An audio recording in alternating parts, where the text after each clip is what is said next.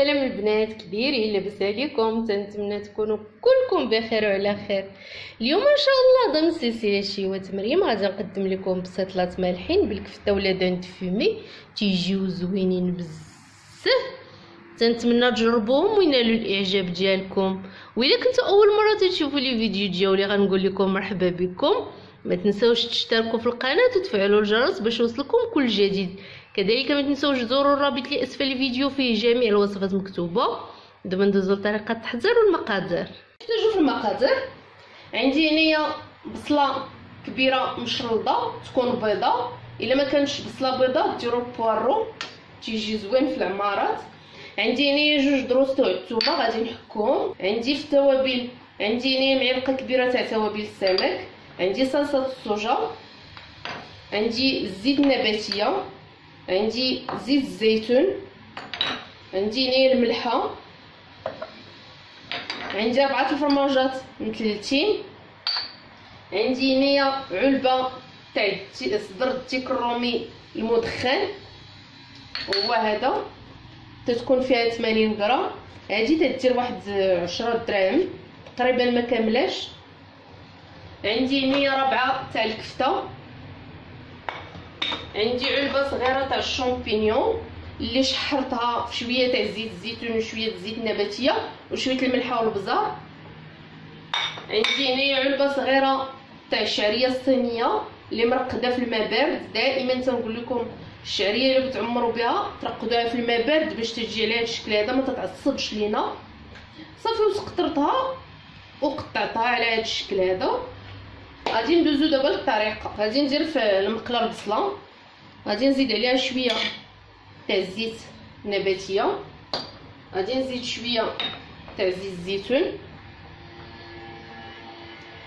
وغادي نحك هاد جوج ضريصات تاع الثومه. غادي ندير شويه تاع الملحه، ما نكتروش تندوقو في الاخر. صافي غادي نرد هادشي فوق البوطه تطيح هاد البصله وتشحر ليا. بعد ما تشحرات ليا البصله دابا غادي نزيد عليها الكفته، قلت لكم ربعه تاع الكفته. صافي وغادي نبدا نحركها مع هاد البصله باش ما تكورش ليا، تنفركتها مزيان.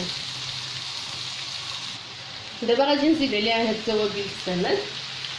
هاد التوابل هادو موجودين كيتباعوا عند العطار، تقولوا لي توابل الكل. غادي نزيد صلصه الصوجا وغادي نحرك هاد العناصر هادي حتى تنسجم مع بعضياتها. دابا راني زولتها من فوق العافيه. غادي نزيد عليها هاد الفرماج اللي عندي وغادي نحركو حتى يذوب وتنسجم مع هاد العناصر تدخل مع بعضياتها. صافي غادي نبدا نحركو مع هاد الحشوه ما حتى باقي سخونه باش يذوب. غادي نزيد دابا هاد الفطر اللي مشحر كي قلت لكم في زويته والملحه والبزار. غادي نزيد هاد لادان فومي مقطع رقيق اولا حكوه. صافي غادي نخلط هاد العناصر كلها وغادي ندوق. غادي نزيد شويه تاع الملحه حيت كلشي مالح، التوابل تاع السمك تيكونوا مالحين، الفرماج مالح، وهاد صدر الديك الرومي حتى هو تيكون مالح. غادي ندوق عاد غادي نزيد واحد شويه تاع الملح. دابا بعد ما انسجمت لي هاد العناصر مع بعضياتها غادي نزيد الشعريه. انا درت شعريه هنايا صغيره، ممكن ديروا نتوما على حساب الرغبه تاعكم شحال تبغيو تاع الشعريه، واش كبيره ولا صغيره.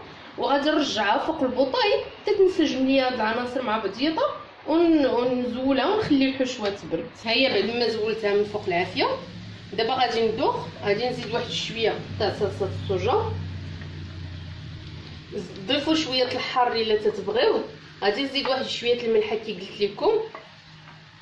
دائما في الماكله بداو تذوقوا وتضيفوا الحاجات اللي خاصين.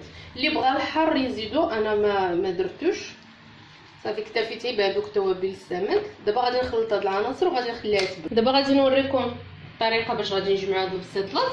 غادي ناخذوا الورقه، دائما الجهه الملسه هي اللي تتكون على برا والجهه الحرشه هي اللي تنديروا لداخل. الورقه دائما منين تهزوا ورقه منها تغلفوها بلاستيكه باش ما تقروش لكم وتبدا تقطع.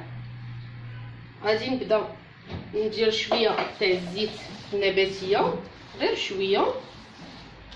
صافي غادي نجيب الحشوه، غادي نديرها في الوسط.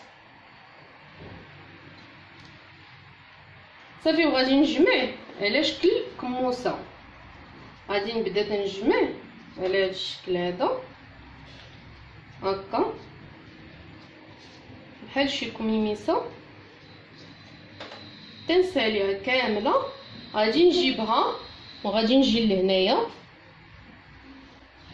صافي وغادي ندور. غادي ندير دوره غير خفيفه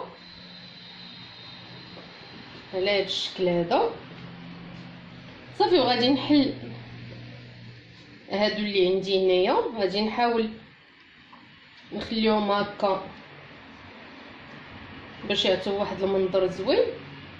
صافي وغادي نهزها ونبدا نجمع في هاد الورقه اللي عندي هكا في اللور. صافي تنحصلوا على هاد الشكل هذا على شكل وريضه. صافي غادي نبدا نجمع هكا حتى نسالي الورقه اللي عندي على هاد الشكل هذا. تجي هكا تجي بحال شي وريضه،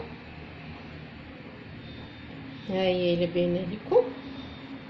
صافي غادي نحطها مع اختها. غادي نعاود نوريكم وحده اخرى.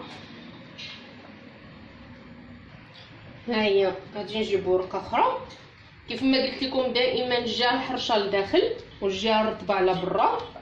غادي نجيب شويه تاع الزيت النباتيه، غادي ندهن بها هاد الورقه هادي باش تجي مقرمشه.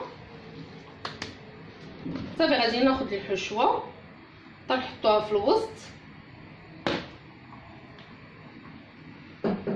على هاد الشكل هذا. غادي نجمع هاد الجوانب هادو على هاد الشكل هذا بحال شي كموسه. غادي نبقى تنجمع فيهم، تنسالي الورقه اللي عندي كامله. صافي غادي نجي للوسط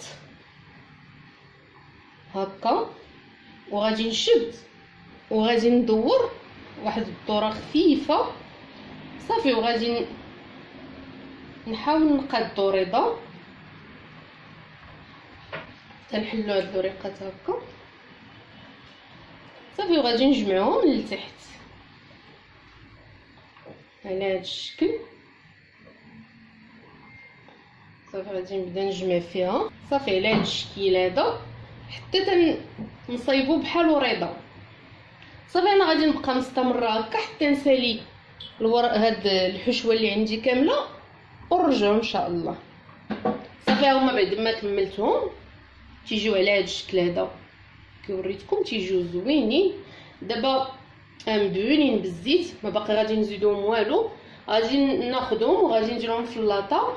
غادي ندخلهم الفران اللي مشعول من قبل سخون. غادي نخليهم حتى يطيبوا من التحت، عاد نشعل عليهم واحد شويه يتحمروا من الفوق ونخرجهم ونتلاقاو ان شاء الله مع الشكل النهائي تاعهم. هذا هو الشكل النهائي تاع البسيطلات بعد ما خرجتهم من الفران. كي قلت لكم تنشعلوا عليهم من التحت حتى تيطيبوا، عاد تنشعلهم من الفوق واحد شويه باش يتحمروا وتنخرجوهم. انا زينتهم بفرشه من المعدنوس وشويه طوماط سوريز وعويدات فيهم لا دان فومي والزيتون. زين تيبقى على حسب الاختيار تاعكم نتوما. كيف ما ممكن ديروهم هكا بسيطلات اولا ممكن ديروهم بريوات اولا سيجار، تيبقى على حسب الاختيار تاعكم نتوما. اما الا بغيتو تحتفظوا بهم في المجمد فما عليكم غير تدخلوهم واحد الدقيقه حتى تنشف الورقه في الفران وتتجمعوهم في شي بواطه، تدخلوهم في المجمد حتى تتبيو طيبوهم، عاد تجبدوهم وديروهم ديريكت في اللاطه وتدخلوهم للفران. وبالصحه والراحه البنات.